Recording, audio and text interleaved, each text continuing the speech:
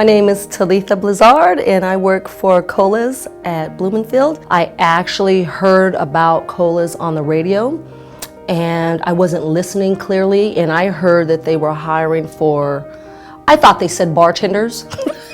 I've been a bartender for 30 years, but they said bud tenders and they didn't say it. And so I showed up. My business has been shut down because of COVID, which is, they don't consider alcohol essential, which I understand, even more so now that I'm in the cannabis industry.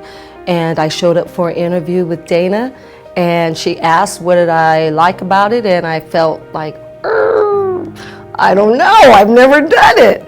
But I'm eager to learn, and I feel with COVID happening, I feel this is a time to really educate yourself and learn something new that you've had anxiety about or frustrated about, or that you had a stigma about. Change your thought process and change that stigma and learn about it before you pass judgment. Well, the only thing I know is I caught my kid smoking pot and I was like, get out.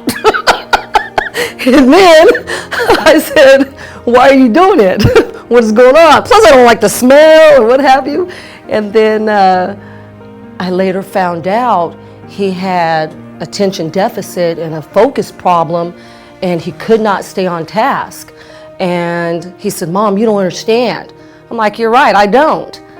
But since I've been with KOLA, I'm understanding about the new strands, the sativa, the hybrids, the indica, and how it affects different people, how it affects your full body, your head. And at first I thought, I don't know, let me learn some more.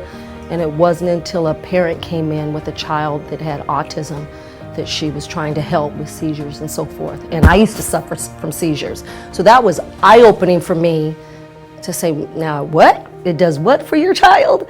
So it was nice to learn from somebody that just wanted something better for their kid, where their kid wasn't drugged up with the pharmaceutical industry.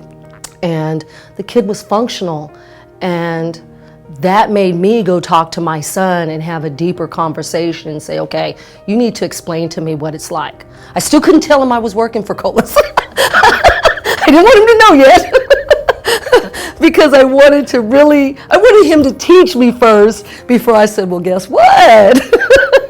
But that's where I gained my knowledge. And then I said, okay, show me how you use it and what type do you use? And he said, Mom, I'm like, are you sure I'm not going to be in trouble with you?